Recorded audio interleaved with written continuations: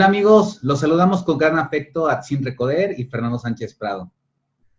Bienvenidos nuevamente a Mercamorfosis, este espacio diseñado por Signal Consulting Group de la mano con la Asociación Mexicana de Neuromarketing y Análisis del Consumidor, ¿no? Para todos aquellos apasionados del marketing y los negocios.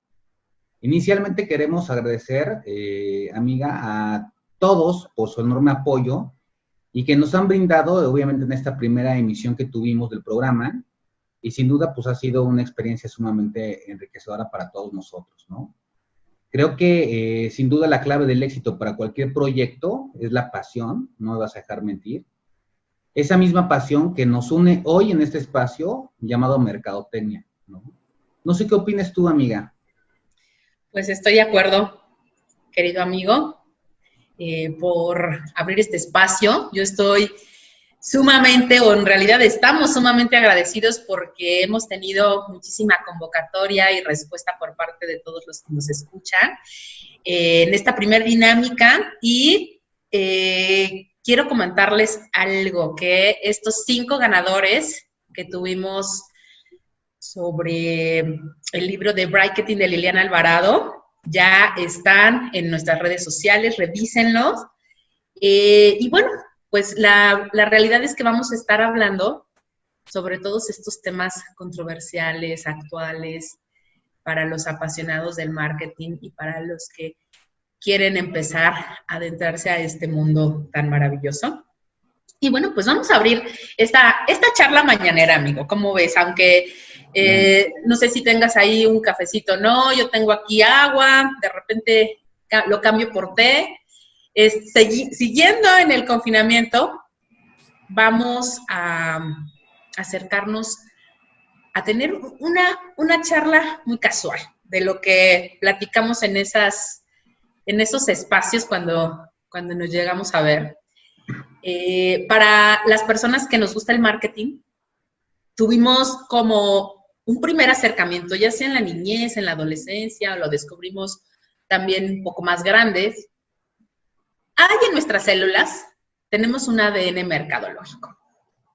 Liliana, hace 8 días, en el espacio, nos habló un poco cuál fue su acercamiento con el marketing y fue muy interesante escuchar cómo es que brincaba de la ingeniería y un poco cómo fue que se enamoró de esta disciplina, que de alguna forma no es una casualidad, sino una causalidad para muchos los que estamos en estos espacios. Fernando, cuéntame, ¿cómo fue para ti este primer acercamiento con el marketing? ¿Cómo descubriste que esto era lo que querías hacer? ¿Qué era lo tuyo? Fíjate que es bien curioso, ¿no? Porque al final de cuentas no es algo predefinido. A diferencia de ti, por ejemplo, que sabemos que tienes un inicio mercadológico desde licenciatura, en mi caso no fue así. O sea, en mi caso, pues obviamente mi papá, cuando escogí la carrera, él me estuvo asesorando, ¿no? Y él me direccionaba un poquito, me decía, ¿sabes qué? Lo mejor ahorita en este tiempo es estudiar administración, porque pues es una carrera que tiene muchos redituables y que además tiene muchas áreas de expansión, ¿no? En la parte laboral. Entonces eso era en la década de los 90 y pues obviamente yo me fui mucho por esa cuestión y sin duda me gustó la administración, ¿eh? Pero yo sentía que me hacía falta algo, ¿no? Entonces, lo notaba, me daba cuenta que sí era bueno, pero que sentía que al final de cuentas no me apasionaba del todo. Entonces fue hasta que tuve que ver con la necesidad de trabajar, obviamente, para solventar algunos gastos. Y pues primordialmente entré a trabajar como vendedor de teléfonos celulares, ¿no? Poca gente sabe esto. Empecé a trabajar como vendedor de teléfonos celulares. Y ahí fue cuando empecé a tratar de entender por qué algunas personas dentro de la misma empresa pues ganaban más comisiones que yo. Incluso entendí que había que ponerse completamente en los zapatos de ese consumidor, ¿no? Alguna vez recuerdo que estando como vendedor de teléfonos celulares, me encontré por ahí con malas experiencias de no entender cuál era la estrategia que estaba llevando a cabo, ¿no? Entonces, no había una estrategia en realidad. porque yo le trataba de vender a la persona conforme estuviera vestida. Entonces, me daba cuenta que no lograba las ventas que necesitaba.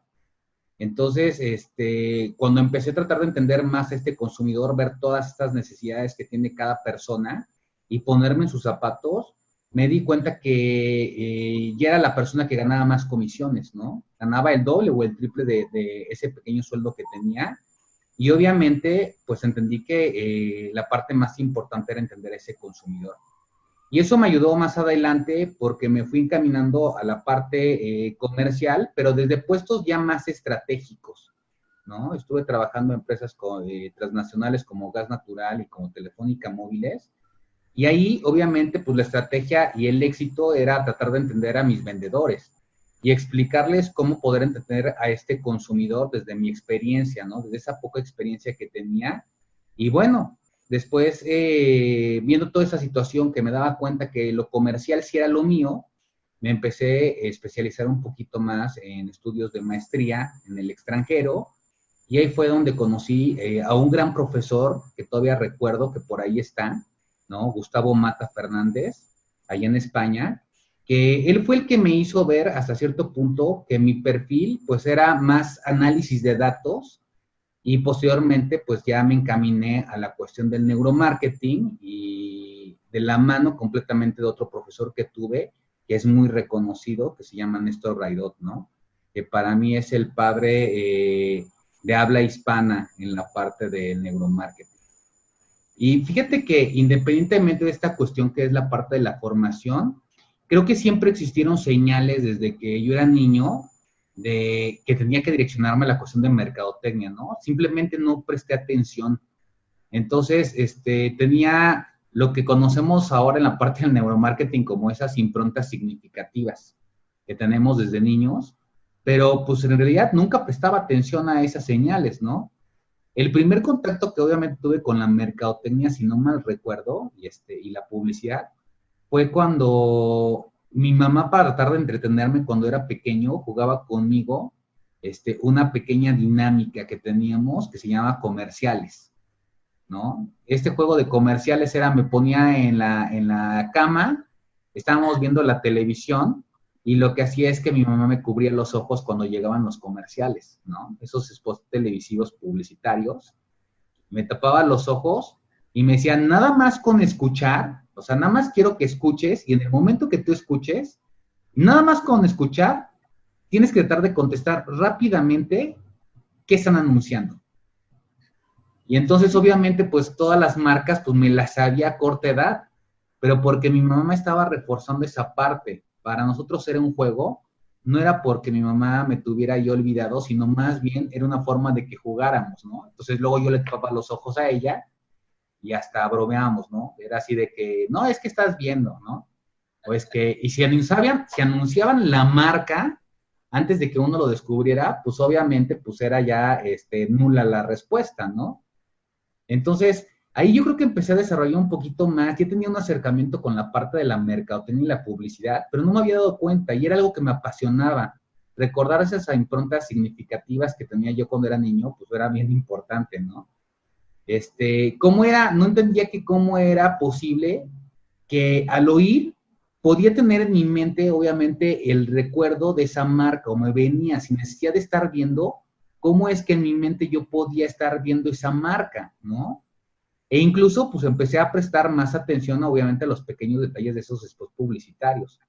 Posteriormente, pues, ya ella, recuerdo que me enseñó alguna vez que, pues, los cuentos no necesariamente tenían que tener dibujos, ¿no? Tan era así la imagen que, de esa impronta significativa, que me decía, los cuentos no necesitan tener dibujos para que les prestes atención, ¿no? Ya que pues tu mente es muy poderosa y me decía, y todo está en tu imaginación, trata de imaginarlo.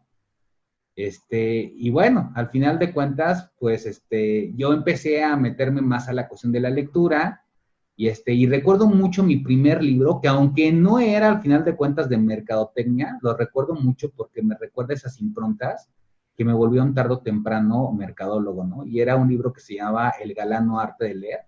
Era una compilación de cuentos de diferentes países y no tenía nada que ver precisamente con mercadotecnia, pero me encantaba ese libro porque ponía a trabajar mi mente. Entonces, para mí era ya un poco más grande recordar esa cuestión de cuando jugaba con mi mamá, esa pequeña dinámica que teníamos ella y yo de llamarse comerciales, ¿no? Entonces, ya en la universidad, pues llega ya otros libros a mi vida que también forman parte del mercadólogo que actualmente soy. Y el primer libro que me viene a la mente es uno que se llama Funky Business, que hoy ya ni lo venden, ¿no? Ya es muy arcaico, es de los 90s, pero creo que llegó en el 90, en el 92 a mi vida, y ese libro pues fue escrito por dos autores, uno que eran Kjell Nostrom y otro que era Jonas Riddersteel, si no mal recuerdo, ¿no? Son profesores eméritos de la Escuela de Economía de Estocolmo, y ellos me recuerdo que decían que detrás de toda empresa exitosa siempre hay un cerebro que es el que piensa, el que es el que crea y el que innova. Entonces, y lo más importante era entender a los clientes, ¿no? Que porque también tratar de entender a los clientes era arte y era divertido. Entonces, ese libro sí cambió completamente mi vida. Y posteriormente, pues llega el libro del posicionamiento de All Rise y Jack Truth, y también otro libro que se llama Los 1001 trucos publicitarios muy sonados, que también es un poco muy viejo, de Luc Dupont. Y obviamente, pues ahí hablamos un poquito de esta cuestión de que me retroceden esas improntas significativas, ¿no? Que tuve con mi mamá y que decía, claro, ahora lo entiendo. Eso que jugaba yo, que se llamaba comerciales con mi mamá, pues no era más que otra cosa que posicionamiento, ¿no? Era el posicionamiento de la marca que tenía yo en la mente, ¿no? Y yo me preguntaba, ¿cuántas personas más pueden estar experimentando esa misma emoción, ese mismo sentimiento o ese mismo recuerdo? Y entonces, ahí es cuando empiezo a meterme un poquito más y me empieza a apasionar esta parte de tratar de entender más la conducta del consumidor, ¿no? Oye, pero esa es mi historia, ¿no? Y la verdad es que a lo mejor a veces las pequeñeces creo que son muy importantes, obviamente, para tratar de entender, y creo que todas las personas que nos están escuchando seguramente también tendrán sus improntas significativas. Algunos ya les habrán prestado atención y otros a lo mejor faltarán unos cuantos años de que le presten atención. Pero yo quiero preguntarte lo mismo a ti. O sea, ¿cómo fue ese primer acercamiento que tuvo Atzin con esta cuestión de la mercadotecnia? Mira, yo sí lo recuerdo muy bien. Antes de que te comparta y les comparta cómo fue este acercamiento, ¿qué tiempos aquellos en donde todavía escuchábamos comerciales, ¿no? Sí, porque hoy claro, en día, por hoy en día, lo primero que hacemos, si es que llegamos a ver televisión, es evadir el comercial. Entonces, otros tiempos de marketing que nos tocaron. Correcto. De exposición de marca, definitivamente. Mira, yo tengo un recuerdo muy, muy claro de cómo fue que me empezó a llamar la atención todo este mundo de los productos, elecciones. Estaba yo en estos primeros años de primaria, ajá, creo que era primero o segundo de primaria, y como bien sabes, pues tenemos una misma maestra y que nos da, y todavía, ¿no? Ciencias sociales, naturales, etcétera. Y siempre que estábamos en una clase, se paraba un niño y preguntaba cosas que no tenían nada que ver con las clases, ¿no? Estábamos, por ejemplo, en ciencias naturales y se paraba el niño y decía, maestra, yo tengo un tío que se fue a Estados Unidos y compró unas chamarras. Y no nos quedábamos. ¿Qué tiene que ver, no? Pero este niño siempre se paraba. Era un poco disperso el tema. Él estaba más adelante con el tema que iba a venir. Y ya sabíamos que cada vez que se levantaba iba a comentar algo. Y hubo una ocasión en que se levantó igual, de la misma forma, en un tema que no tenía nada que ver, y se para y dice, maestra, yo tengo una pregunta, ¿qué se vende más?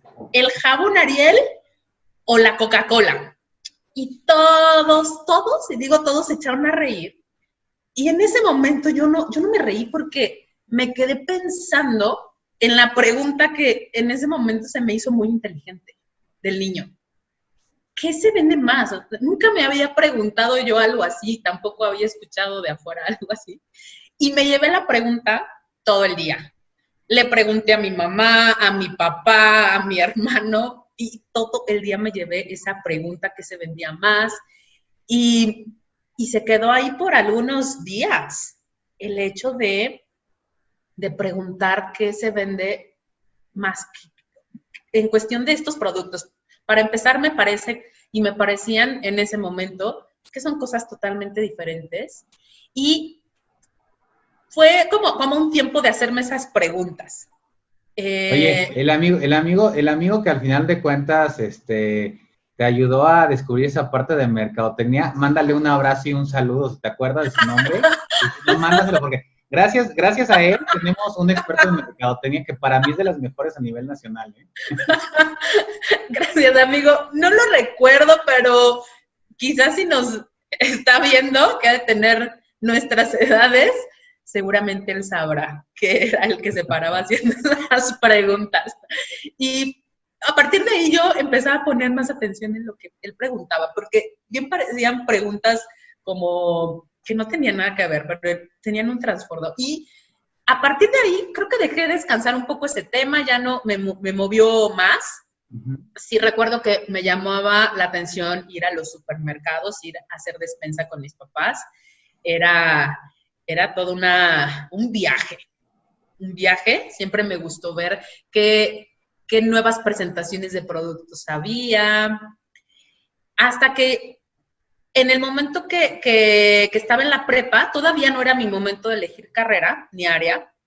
Estaba yo iniciando la prepa, una amiga muy cercana, que casi es mi hermana, y nos hemos seguido en todos estos años, también cursaba la prepa conmigo, y ella ya estaba a punto de elegir carrera, y me contaba que iba a estudiar comunicaciones, y me contaba qué era, pero realmente no era algo con lo que me llamaba la atención, pero no desde la pasión con la que ella lo vivía. Y una amiga de ella, en ese entonces, pues todos los que eran más grandes que nosotros estaban eligiendo carrera y yo les preguntaba y todos se inclinaban hacia ingenierías, biológicas, derecho. Y una de ellas le pregunté, oye, bueno, ¿y tú qué vas a estudiar? Y me dijo, mercadotecnia. ¿Y eso qué es? Y me puso el mismo ejemplo que el niño de hace tantos años. ¿Tú te has preguntado qué se vende más, o un jabón o un refresco? Bueno, no estoy mal, o sea, la pregunta es de los 60,000, ¿no? Claro, y hasta entonces, amigos, si bien no lo sé, pero bueno, ya puedo dar mayores respuestas a esa pregunta, y me empezó a explicar de una forma más aterrizada lo que era la mercadotecnia, ella muy enterada, y me atrapó como me lo explicó, la facilidad y la manera en cómo me llevó a darme ejemplos de lo que pasaba con nuestras elecciones, y ahí fue en donde empecé a tener como una inclinación más a esta cuestión del marketing. Ya después fui afinando más la parte que más me apasiona, que es la investigación, porque pasé por todo. Por publicidad, por promoción, la parte más estratégica. Y cuando caigo en la parte de investigación, y digo caigo porque en ocasiones llegamos a trabajos o a proyectos en donde no los elegimos como tal, ellos llegan, como dices, llegan, y ahí fue donde me apasionó la conducta, me apasionó el saber que había más de esto que vemos en una forma casual, estratégica en el mercado, y que detrás hay muchísimos estudios y, bueno, evidentemente toda esta carrera que me ha llevado a conocer más, más a profundizar la conducta. El marketing me ha llevado a muchos horizontes, desde el desarrollo humano, sobre conocerme a mí misma, mis pensamientos, mis emociones. Y si bien sabes, también mucho de mi inclinación tiene que ver con la parte psicológica, la parte del comportamiento desde este lado humano. Y lo complemento bastante bien, comprendiendo estas conductas del consumo, y me apasiona. Y es ahí donde puedo pasarme horas, también sea así como tú, 3 de la mañana, ¿verdad? 4 de la mañana. Porque, leyendo algunas cosas o viendo algunos videos en donde vienen pues estas conexiones en donde nos habla acerca del consumo. Y pues así llegué, amigo. ¿Cómo ves? Un poco adelantado hacia un niño de esa época, quizás preguntarse esas cosas, porque hoy definitivamente los niños sí se hacen esas preguntas. Pero y fíjate que también algo que creo que también es importante, creo que también es la pasión, ¿no? sí. Un elemento importante que se tiene al final de cuentas que tomar en consideración es esta pasión. Siempre hay alguien que nos jala o que nos lleva por ese camino de la mercadotecnia y casi siempre lo que se transmite es la pasión. Entonces, yo creo que se admira también a las personas que tienen pasión, ¿no? Yo soy resultado, yo digo que como docente de muchas ejemplificaciones de muchos profesores, tantos buenos como malos. De los malos para no aprender lo que no se debe, para aprender lo que no se debe de hacer, y los buenos de la pasión, entonces de la entrega total, ¿no? Entonces yo creo que como docente es esa parte, y como docente creo que lo platicaba hace 8 días Liliana Alvarado, y decía también esa parte de que sientes un compromiso por tratar de explicar de mejor forma esa pasión, ¿no? Entonces, es importante. Pero oye, yo te quiero preguntar, o sea, ya entrando en este calor de la plática aquí entre amigos, ¿no? Y la gente que nos está escuchando, ¿tú cuál crees que sea la clave o la receta para que un mercadólogo tenga, obviamente, éxito en este medio? Fue una pregunta que le hicimos a Liliana y me gustaría saber, desde este punto de vista tuyo, ¿cuál crees que sea esa clave o receta para que un mercadólogo tenga éxito en el medio? Mira, creo que hay muchas competencias y habilidades que debemos desarrollar. Sin embargo, hoy, en este momento, en este periodo, un mercadólogo requiere trabajar mucho con la empatía. La empatía para poder ponerse bien en los zapatos de este consumidor. Porque como decía Liliana, si somos mercadólogos de escritorio, nunca vamos a experimentar cómo es que esta persona está teniendo este ciclo de compra y cómo lo está experimentando. La empatía es esencial para poder conectarnos, tener y despertar esa intuición sobre lo que está sintiendo el consumidor y cómo está haciendo todo este camino de su experiencia de compra, valga la redundancia, a nuevamente este camino, porque eso es lo que estudiamos muchísimo. Entonces, yo diría que primeramente la empatía es muy importante. La creatividad, desde el punto de vista de tenerle miedo a equivocarnos. ¿Cómo? Que no le tenga miedo a crear y equivocarme. Así, en la prueba y error estamos la mayoría del tiempo los mercadólogos, y cuando tenemos este miedo a equivocarnos porque queremos la receta concreta, específica o veraz de cómo funciona este producto en el mercado o qué debemos cambiar, nos estamos perdiendo la capacidad de nosotros innovar y crear nuestra propia teoría acerca de. Por lo tanto, creo que esta característica de creatividad y de innovación la enfoco más en el sentido de aventarnos a crear nuevas cosas y no tenerle miedo a equivocarnos. Otro factor considero que sería la inteligencia social. Se habla mucho de inteligencia emocional. Sin embargo, la inteligencia social con el mercadólogo va más allá de tener buenas relaciones interpersonales y de conocer a varias personas del medio o de poder tener referencias. Va en un sentido, creo yo, de saber escuchar. Saber callar para escuchar más, de respetar opiniones. Hoy tenemos una oferta grandísima en el mercado de diferentes productos, marcas y opiniones y medios, y tanto nos puede decir la opción A y la opción B sus razones y pueden ser válidas. este tener razón creo que nos lleva a perder el punto de vista de cómo lo está viendo el otro, y va muy ligado a la parte de la empatía, porque si yo respeto la opinión de cómo lo está viendo este mercadólogo, o este enfoque administrativo, o este enfoque del área de donde vengas, voy a poder aprender. Por lo tanto, la característica de inteligencia social desarrollada más en ser asertivo, en cuándo escuchar, y aceptar y ver cómo el otro está también viendo esta opinión, ¿no? Y no toda la gente lo entiende, ¿eh? No toda la gente lo entiende. O sea, esa es una realidad. Normalmente pensamos que a veces lo sabemos todo, claro, y que al final de cuentas ya a lo mejor por estar en un octavo, un séptimo, un noveno semestre de licenciatura en mercadotecnia, pues creemos que ya leímos todos los libros y ya lo sabemos todo. Y cuando salimos al campo nos damos cuenta que hay otras posturas y hay nuevos conceptos que aprender, pero desde la parte profesional, ¿no? Claro, incluso nosotros, amigo, ¿cuántas veces nos hemos preguntado, oye, este estudiante me preguntó esto, o he aprendido esto, y que nos descuadran también, ¿no? Claro. Aprendemos de ellos, y esta apertura en la inteligencia de social creo que aplica para todos, para los que llevan más tiempo en el marketing, para los que apenas están iniciando, en fin, ¿no? Yo creo que un factor importante en esto.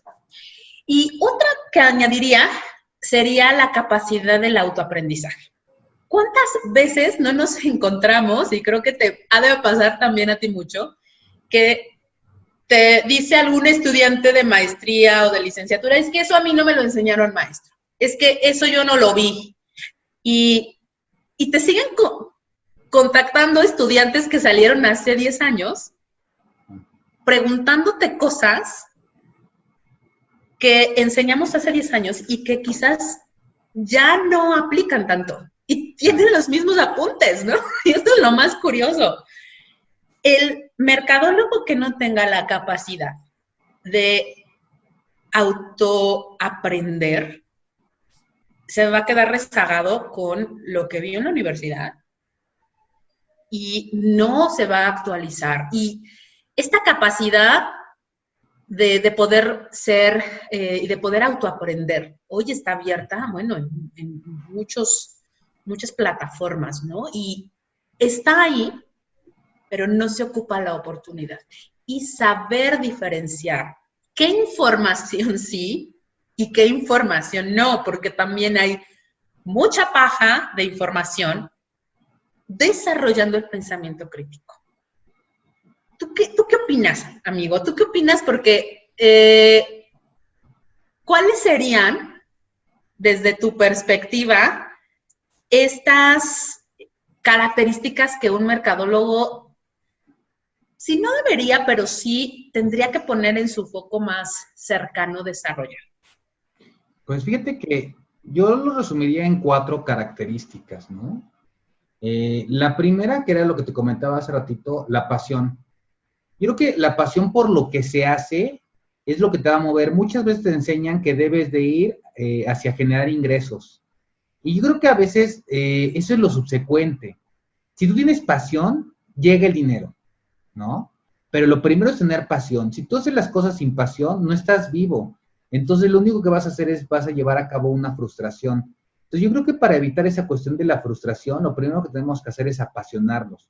La mercadotecnia genera esta cuestión de pasiones y lo que estamos haciendo el día de hoy aquí, teniendo este espacio, platicando, es pasión.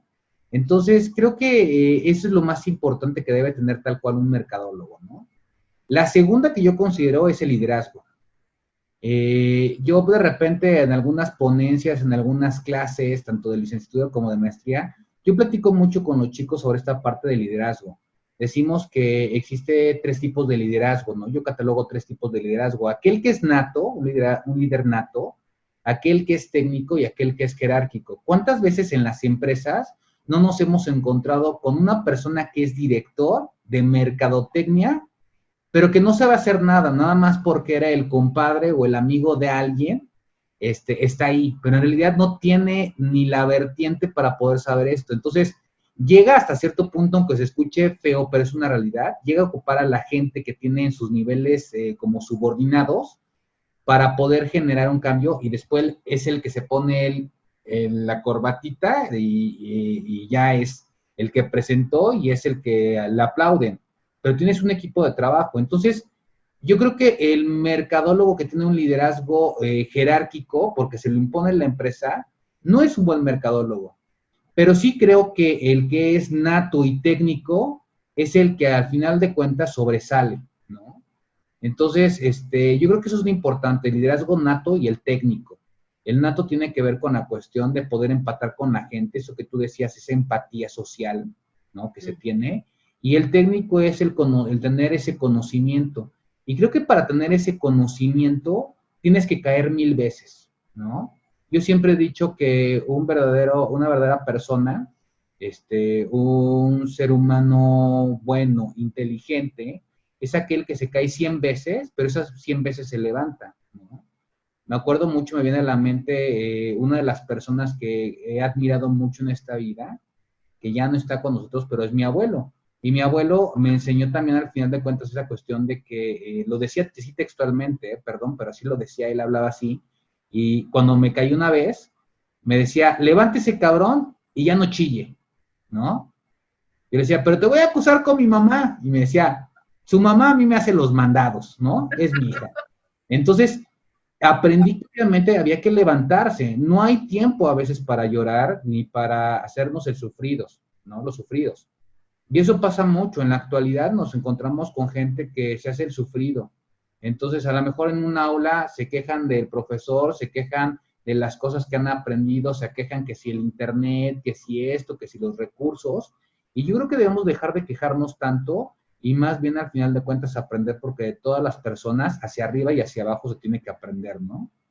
Entonces, la tercera que yo catalogo es la curiosidad y la capacidad, ¿no? Pero para poder ver lo que los demás no ven, eso no es magia, sino es esa capacidad y curiosidad por experimentar, ver qué es lo que las demás personas ven y que estás haciendo tú y que ellos no lo alcanzan a ver, ¿no? Yo, por ejemplo, yo llego a ver, en algún momento tenía momentos de vida donde al final de cuentas era yo muy negativo y realmente me iba tal cual como era de negativo. Entonces, hay que ver, yo creo que las barreras como oportunidades. Cuando tú cambias esa forma de ver esas barreras como oportunidades, las cosas cambian, ¿no? Ahí tenemos ejemplos muy claros como Michael Phelps, que rompió un récord, de todo el mundo decía, no, es que eso no se puede lograr, es imposible. Y que decía, no, no hay imposibles. Trabajó en eso. Y una vez que Michael Phelps rompe en unas Olimpiadas el récord, al final de cuentas, de natación, ¿sí? Subsecuentemente en las siguientes Olimpiadas todos rompieron el récord, porque la barrera la tenían aquí, era mental, ¿no? Ahora, una persona de las que admiro mucho al final de cuentas como empresarios en el mundo, muy actual y que está de boca en boca, pues es Elon Musk, ¿no? El dueño de Tesla y el dueño de SpaceX.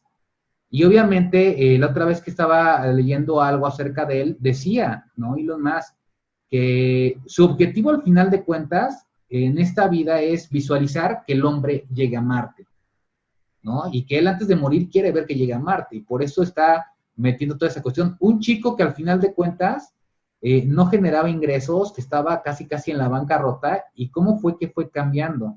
Y es lo que dice, tenemos que enseñarle a los niños a que el no se puede no esté en su vocabulario ni tampoco esté en su mente, ¿no? Entonces, hablando de esto, también recuerdo mucho de un libro y que lo recomiendo mucho a la gente que nos está escuchando. Es un libro de Deepak Chopra, que no tiene nada que ver con mercadotecnia, pero que creo que te puede ayudar a cambiar y buscar esa curiosidad y capacidad para ver oportunidades.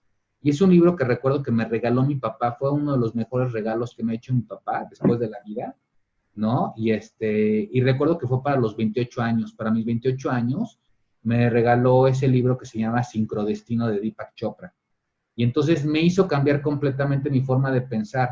El ver, y hay por ahí unos ejemplos en ese libro, de cómo debes de cambiar el chip de lo imposible a volverlo posible. Y que todo en esta vida está conectado. Entonces, Si yo soy negativo, voy a ser negativo y todo me va a venir negativo. Si yo soy positivo, voy a empezar a ver otro tipo de visualización y las cosas cambian completamente, ¿no?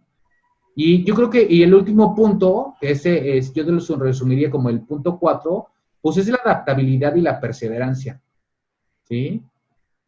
Yo soy fanático, como tú lo sabes, y a lo mejor algunas de las personas que nos están escuchando, soy fanático de los postulados de la teoría de la evolución, ¿no? Que marca Charles Darwin.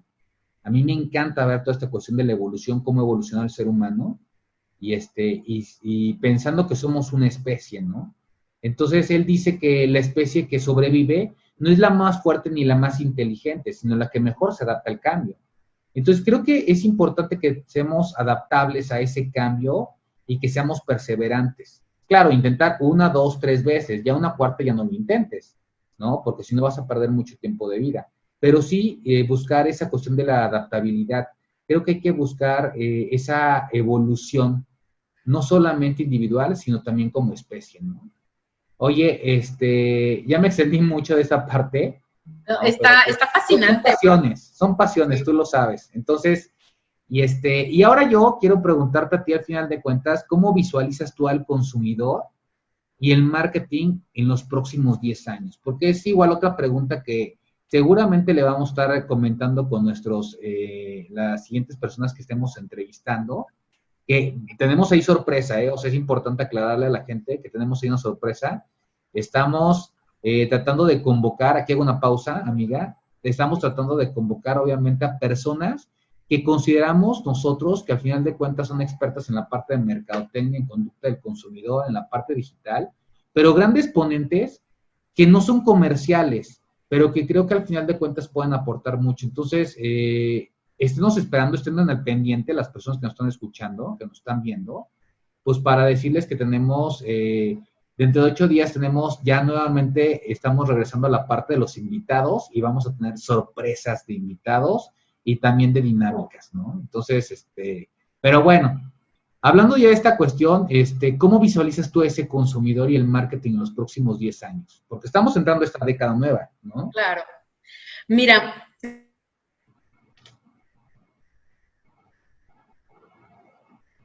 en el que nos encontramos a nivel mundial con esta situación, con esta pandemia. Hablaste en este último punto, la parte de la adaptabilidad y del cambio. El marketing, si tiene algo que lo hace muy particular, es que todo el tiempo estamos cambiando. El mercado está cambiando, la gente cambia en cuanto a su forma de ver la vida, su forma de relacionarse. Todo el tiempo estamos cambiando. Y una de las cosas que he estado pensando con respecto a cómo este consumidor de hoy va a cambiar esa forma de generar o de vincularse con la compra,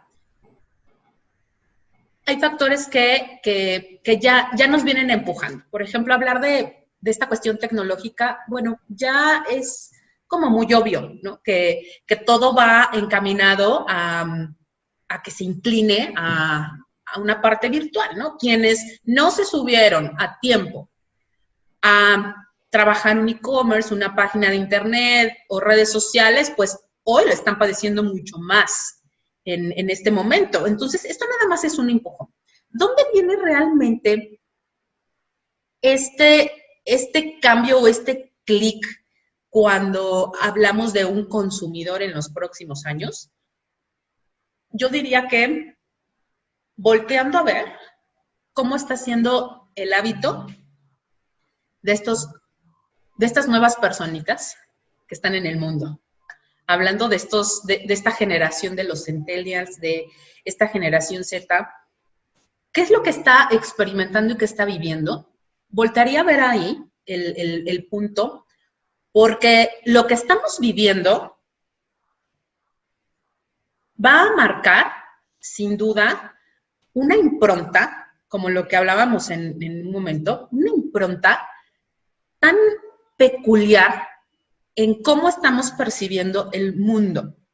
Como sea, nosotros, ya los que llevamos un poco de más tiempo, los adultos, sabemos que debemos adaptarnos y otros lo están experimentando de otra manera, como por ejemplo, este uso del celular. Antes, y digo antes, hace unos años, se hablaba la portabilidad en cuanto a una computadora, una laptop. Hoy ya inclusive queda un poco más atrás. Hoy todo lo que generamos es una experiencia con el teléfono, con una conexión hacia afuera. Por lo tanto, creo que los puntos de venta, hablando de tiendas, van a tener que conectar mucho más con el teléfono. Porque este consumidor, hablando de estos nuevos consumidores, ¿cómo están viviendo? Si tú te das cuenta, están todo el tiempo en el teléfono. Por lo tanto, inclusive hasta te preguntas, ¿qué están viendo? ¿Qué están haciendo? Y vaya que sí tenemos respuestas para eso, ¿no? Hablando de estas nuevas plataformas. ¿Qué experiencia tienen con el teléfono? Por lo tanto, el teléfono será uno de los elementos que vamos a tener que direccionar y conectar mucho más. ¿Cómo? Por ejemplo, vaya, sabemos lo del QR, pero hoy, ¿cómo voy a poder vincular más a esta persona que está presente en la tienda, pero con algo en medio, con el teléfono? Vamos a tener que adaptar muchas cosas ahí, ¿no? Por otro lado, veo que esta conciencia social en cuanto a temas diversos, ecología, diversidad, cuidar del origen del consumo, se está cuidando mucho más por parte del comprador. Revisa etiquetas, si no está hecho con maltrato animal, o en fin, ¿no? Inclusive que si es orgánico o no es orgánico. Esta conciencia social viene, creo, un poco porque las voces que están escuchando estos adolescentes o estos niños hoy están más abiertas a opiniones de política, a opiniones con respecto al sexo, opiniones con respecto a una ideología religiosa, que antes era como no opinar, o eran temas de adultos, ¿no? Temas en donde no había una opinión más abierta. Y hoy nos encontramos a este niño, claro, de 9 años, 7, 11, que está opinando acerca de, porque está escuchando en el colectivo estos temas. Y toco el punto del confinamiento porque imagínate hoy estos niños, estos adolescentes que están viviendo este momento. La pregunta será, ¿va a ser solo un momento en sus vidas o sí va a marcar como una impronta en donde después de esta pandemia van a empezar a elegir de una forma diferente? No sé si te ha tocado, pero la penúltima vez que fuimos Adán y yo, que es mi esposo, al súper, bueno, fuimos así, nos causó miedo ir. ¿Qué es lo que estamos transmitiendo entonces al momento de ir a un supermercado? ¿Qué va a pasar cuando después de que pase todo esto sigamos yendo a un supermercado? ¿Vamos a ir con la misma tranquilidad? ¿O vamos a ir igual, como rapidísimo, teniendo muy en cuenta qué toco, qué no toco? Eso nosotros como adultos. ¿Qué y cómo lo está viendo hoy un niño? ¿Qué está escuchando? Está escuchando temas de política controversiales, está escuchando temas que tienen que ver con el miedo social. Hay algo que está pasando malo afuera. Incluso se lee que esto que estamos pasando es muy similar a lo que pasó esta generación silenciosa cuando fue después de la Segunda Guerra y qué fue lo que pasó, ¿no? Y entonces nacen estos baby boomers. ¿Qué va a pasar hoy con estos chicos, con esta generación que está viviendo? No estoy hablando que es igual a una guerra, pero sí sentimientos similares de miedo ante algo. ¿Cómo va a percibir la concepción del trabajo, la concepción de la compra, la concepción de muchas cosas en el mundo? Y esto lo toco porque el marketing lee al mercado, lee lo que está pasando en estos cambios sociales, lo que está pasando en la familia, lo que está pasando en todo. Por lo tanto, no debemos de perder ojo en estas cosas que están ocurriendo. Hoy nos encontramos también que las empresas, tanto las empresas como las personas en general, hablamos más de inclusión, de diversidad sexual. Hablamos más de no una identidad, sino que es para todos. Y eso es algo que en el marketing, si bien sabemos, hablamos mucho de segmentos. ¿Y qué pasa entonces cuando hoy un chico, y lo leí hace poco, hoy la generación Z, el 66% dice que es heterosexual. Cuando los millennials, ese dato era el 70% y la generación X un 80%. Fíjate, de un 80% de una generación X que tú le preguntabas cuál era su preferencia sexual y decían que eran heterosexuales, de un 80 a un 66%, nos habla de una generación que ya no está definiendo hombre-mujer. Inclusive hay marcas que ya no están definiendo que esta ropa es para mujer o esta ropa es para hombre, es asexual. Y no precisamente porque no le interese el sexo, simplemente porque se está abriendo a no hacer tantas etiquetas. Y aquí viene un choque con las teorías de marketing. Porque si en el marketing la mayoría de las cosas las hacemos grupos, lo conglomeramos, lo segmentamos, hoy la pregunta es, ¿esto es un grupo más de segmento o en realidad sí va a cambiar esta tendencia? Porque se amplía a las siguientes generaciones. Hoy seguramente, como te ha pasado, tú a tus padres les acercas la tecnología, les acercas lo que está pasando, y lo mismo con estos adolescentes y estos niños, nos van a acercar estas nuevas formas de ver la vida. Creo que sí vienen muchos desafíos, tanto para la empresa como para las prácticas de marketing, y debemos estar muy atentos a ver cómo funciona el mercado, no dejar de ver lo que está pasando con estas nuevas generaciones, y no hablo ya de los millennials, porque ya sabemos que la parte de millennials, ellos ya tienen, y están ya señores, ¿no? La mayoría de ellos, ya estamos hablando, ya ni se diga de nuestra generación. Hablamos de esta generación que se está cociendo en este momento, en la niñez, y qué impronta se está teniendo. Y estos adolescentes que, si bien pareciera que no tienen capacidad de compra, vaya, los vemos, como lo dijiste hace un momento, ¿no? En una pantalla vendiendo, manejando las redes impresionantemente y buscando la manera de ser más emprendedores. Cuando yo a los 18 evidentemente no pensaba ni en el cambio climático, ¿no? Y ni a qué me iba a dedicar como tal. Y viene otra generación, viene también la generación alfa, ¿no? Que esa todavía apenas están en pininos, o sea, estamos hablando, empieza en el 2017, estamos hablando 3 años, 2 años, ¿no? Claro, entonces, yo creo que es lo que tenemos que centrarnos, claro.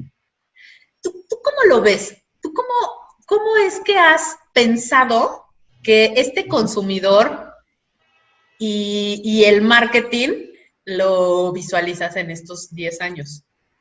Fíjate que hace 8 días que tuvimos a Liliana Alvarado aquí en el programa, decía que pues esta década del marketing y el consumidor pues iba a regir por la experiencia de marca, ¿no? Y con mucho respeto y cariño a Liliana, yo veo algo totalmente diferente, ¿no? Yo creo que la experiencia de marca es una receta sí vigente, pero que tuvo su auge en la década de los 2000, sin duda, ¿no? Lo vivimos. Puede ser a lo mejor la brecha que tenemos entre Perú y México, pero eso lo vivimos desde el 2000. Yo recuerdo algunos artículos que escribí de experiencia de marca en la década de los 2000 y ya hablaba de esa cuestión de esa experiencia de marca, ¿no? En esos artículos. Y ahí está el caso del tazonado Starbucks, ¿no? Y que ya todo el mundo está cansado de la estrategia de Starbucks. Y en el mercado mexicano, y el otro es pues también este apogeo y nacimiento del iPod, ¿no? Por parte de Steve Jobs, y y nos da a entender esos dos ejemplos que no basta con ser innovador, romper con esquemas y reglas, sino que tenemos que renovarnos constantemente. Tal como lo dice en un libro que se llama Seth Godin, en su libro del helado de albóndiga, ¿no? Que es un regalo que te di con mucho afecto, lo recuerdo. Lo tengo Y ahí eso es lo con que dice, dedicatoria. sí, y es lo que dice Seth Godin, ¿no? O sea, es decir, no implica nada más que rompamos el esquema, tenemos que cambiar algo, porque es como un helado de albóndiga, no cualquier persona te va a comprar un helado de albóndiga. No porque rompamos esquemas significa que ya las cosas están bien. Entonces, ya para la década de los 2010, a mi parecer, debido a la apertura de nuevos canales de comunicación con los medios TTL y el crecimiento exponencial de las redes sociales, y obviamente la búsqueda de la rentabilidad por parte de las organizaciones, pues los hábitos de compra se centraron principalmente en el consumo perceptual, ¿no? Es decir, lo que para ti es bueno, para mí no es bueno. Lo que para ti es una mejor marca, para mí no es la mejor marca, ¿no?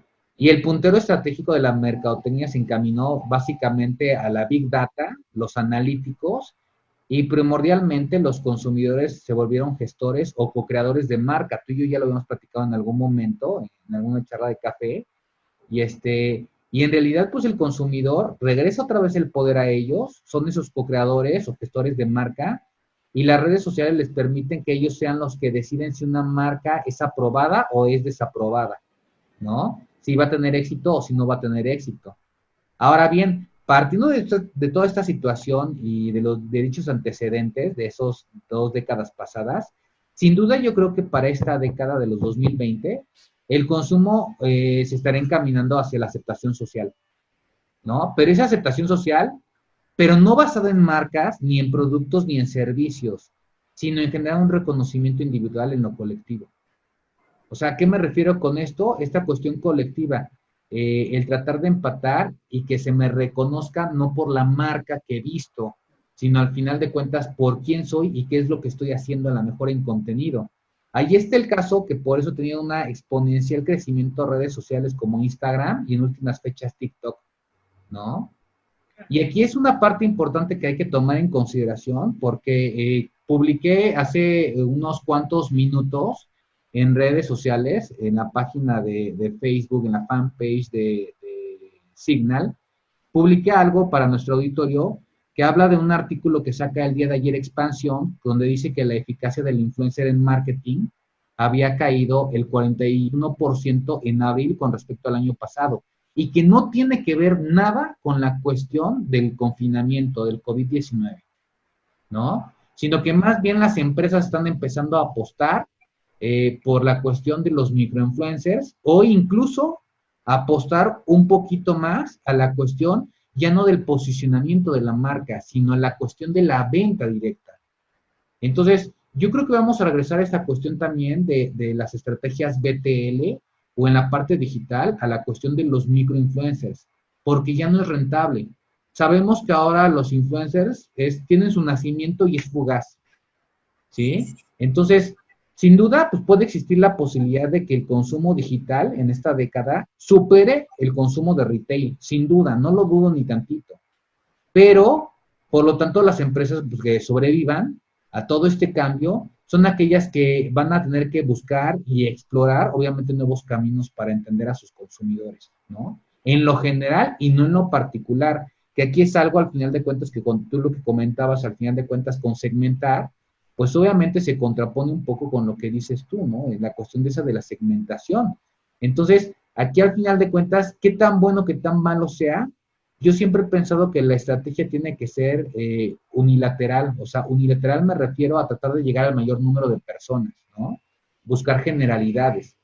Entonces, pues sí, obviamente, esas empresas van a tener que buscar, obviamente, nuevos canales para entender a sus consumidores, a empatar con ellos. Y ahí es donde va a jugar un papel muy importante, yo creo que el neuromarketing, la otra es la Big Data, los algoritmos y un aspecto bien importante y que se contrapone a veces con la cuestión ética y que puede ser peligrosa, la inteligencia artificial, ¿no? Ahora bien, yo veo un consumidor muy frágil, hablando evolutivamente, desde la cuestión humana. Hemos buscado tanto la simplificación de tiempos y la conveniencia del consumidor que obviamente no tenemos un uso medido de los medios digitales. Sin ese uso medido de los medios digitales y aprender a diferenciar nuestra vida YOMO del FOMO, obviamente nos puede llevar a un rotundo quiebre tal cual del consumidor, ¿no? Estamos, yo creo que más bien teniendo el uso desmedido de redes sociales y de medios digitales, estamos involucionando en lugar de evolucionar. Porque también allá afuera hay una vida, ¿no? Y hasta cierto punto se escucha feo, pero qué bueno que tengamos un confinamiento, porque creo que de eso vamos a aprender mucho como humanos. De tratar de tener una empatía más de lo que tú comentabas con el aspecto social con otros individuos, ¿no? Ojalá eso nos ayude y nos lleve a eso. Ahora, esa parte de involucionar, en lugar de evolucionar, pues obviamente le estamos dando más participación a lo tecnológico y eso es peligroso si hablamos de que viene en camino la inteligencia artificial. Ojalá la gente que nos esté escuchando tenga la oportunidad de leer otra recomendación del libro que les doy a la gente, que se llama Homo Deus, que es de un autor que se llama Yuval Noah Harari, ¿no? Él hace planteamientos, obviamente, en este libro muy reflexivos de las posibles vertientes que podemos tener como humanidad. Deja tú el consumidor, como humanidad. Tenemos dos vertientes. Y una, al final de cuentas, es que siempre existen depredadores en la naturaleza. Y puede ser que un depredador del ser humano sea la inteligencia artificial, la cuestión digital, ¿no? Pero por otro lado, al final de cuentas, también puede aprender mucho si sabe tener un uso racional de las redes sociales, del internet, de los medios digitales, el consumidor, sin duda puede ser muy enriquecedor para un ser humano y eso lo estaremos viendo con las nuevas generaciones, ¿no? Porque es lo que le transmitimos a la generación Z, que está obviamente en esta evolución, y obviamente la generación alfa, que ahorita pues tienen escasos 2, 3 añitos, y pero tarde o temprano van a llegar a tener una evolución como cualquiera de las generaciones que hemos estado, ¿no? Tanto los que estamos presentes, se hablaba hasta hace unos meses todavía de los millennials. Oye, los millennials ya son señores. Digo, que no lo quieran entender, bueno, pues es otra cosa. ¿No? A mí me dicen chavo ruco y no me ofendo, ¿no? Entonces, pues, pues será cuestión de ver hacia dónde va esta parte, pero yo creo que vienen cambios importantes y que tenemos que adaptarnos, ¿no? Y mira que eso que comentas sobre lo de estos ambientes virtuales, haciendo un poco la analogía de los contextos. Yo creo que a nosotros nos cuesta también trabajo entender que para esta generación que nació con el Internet, porque nadie, no le contaron, nació con ello, su contexto es la parte virtual. Y nosotros no es nuestro contexto porque tenemos varios contextos. Es un poco como, ponía yo un ejemplo en algún momento, es como si tú conoces la playa, ese es un contexto, pero también te tocó vivir en el bosque y te tocó vivir en el clima de nieve. Tienes 3 contextos. Así nos tocó a nosotros porque hemos visto la evolución de cómo ha ido cambiando todo esto. Este grupo de nuevos consumidores, su único contexto es la parte virtual y es lo que conoce. Y para nosotros nos cuesta trabajo ver que no puedan ver afuera otra cosa. Vamos a tener que seguir muy de cerca estos cambios y esta manera en cómo su cerebro también evoluciona o se frena ante ciertas capacidades o competencias. Estaba yo leyendo que si bien en la generación de los millennials la atención era de 10 segundos, hoy con la generación Z es de 8. ¿Qué va a pasar con los de la alfa, por ejemplo? ¿Y por qué la atención se reduce? se reducen por la inmediatez, por lo que hemos estado hablando, ¿no? O sea, el video ya no es de 15 minutos, el video es hoy como lo presentan en TikTok, por ejemplo, ¿no? Tiene que ser más corto y todo se va haciendo cada vez más práctico y más inmediato. La pregunta es, claro, ¿qué tanto va a ser evolución o no? Así como se pensó en algún momento con el Internet. ¿Qué tanto es evolución o no? ¿Qué tanto esto va a ser para mejorar o no en la raza humana? Pues no dejemos de estar ahí presentes para ellos en todo, porque puede ser que solo vivan en ese contexto y se pierdan de otros contextos. Bien, muy bien. Oye, pues vamos a tenerle que dejar hasta aquí, obviamente. Quiero decirle a toda la gente que nos está escuchando que de verdad, nuevamente se los repito, tenemos grandes sorpresas al final de cuentas aquí en el programa, en este espacio que es de ustedes, Mercamorfosis. Tenemos invitados próximamente, vamos a estar haciendo videos, obviamente, que sean de estas pláticas de café, de estas charlas, y también estaremos invitando y dándole prioridad a nuestros invitados, porque tienen mucho que decirnos, y gente que no aparece a lo mejor, o sí aparece en libros, pero desconocemos esos libros, o que realmente están haciendo algo en el marketing, porque no todo al final de cuentas es el padre de la mercadotecnia, no todos son esos grandes autores, ¿no? Sino que también allá afuera en el mundo hay gente que está haciendo grandes aportaciones, y estoy hablando de que trataremos de traer ponentes, próximamente los ponentes que vamos a tener van a ser de talla internacional, ¿no? Ya tuvimos a Lili Alvarado, vamos a tener otros ponentes al final de cuentas, ahorita en la mente, ya los tenemos por ahí, pero tendremos a gente española, tendremos a gente de Latinoamérica, de Centroamérica, pero tendremos a gente europea, en una parte muy específica que no es España, y bueno, estaremos dándoles ahí grandes sorpresas, grandes ponentes, y vamos a esperar, ¿no? Entonces, y también vienen nuevas dinámicas que están al pendiente. Se volaron esos libros, ¿no? De Lili Alvarado, y entonces estaremos haciendo dinámicas que tengan que ver con contenido primordialmente, que les ayude a reforzar y que no es fácil conseguir ese contenido, ¿no? Entonces, pues, esto es, aquí terminamos una charla más, una plática de café, donde hay mucha pasión, ¿no? Y la pasión la integra cualquier gente de negocios y los mercadólogos siempre cuando tengas la camiseta bien puesta. Entonces, yo quiero agradecerles nuevamente este espacio brindado, la atención que nos están proporcionando, todo el apoyo que nos están dando, obviamente, en la cuestión de redes sociales. Y bueno, nos estaremos viendo dentro de 8 días, amiga, ¿no? Sí, colóquenos y sugiéranos qué temas quieren escuchar en estos foros, si tienen alguna sugerencia de ese o esa mercadóloga que también tendrá mucho que decir aquí en este espacio. Estamos completamente abiertos. Gracias por su presencia, su escucha, y muchas gracias, amigo, nuevamente, porque estas pláticas nos enriquecen a todos. Gracias, amiga. Y por favor, síganos ahí, pues suscríbanse al canal, a la fanpage de Facebook, suscríbanse al canal de YouTube, ¿no? De Signal Consulting Group. Todo lo estamos concentrado en Signal Consulting Group. Ahí van a encontrar material de la APNAC, ahí van a encontrar material de nosotros. Y suscríbanse, pues, para saber las noticias, que estén al pendiente y que estén al tanto también de estas dinámicas que vamos a estar llevando a cabo, y que estén atentos, porque vamos a estar cambiando también algunos horarios, con nuestros próximos invitados. Entonces, suscríbanse, den compartir al material que tenemos, porque el objeto es de que esto trata de llegar al mayor número de personas, porque una persona es nuestro granito de arena, y acuérdense que la mercadotecnia es pasión y hay que transmitirla, de nada sirve que no la queremos, ¿no? Entonces, un fuerte abrazo a todos, un abrazo, amiga, te mando un beso enorme. Y nos vemos dentro de 8 días. ¿Listo? Un abrazo. Bye. Gracias, adiós.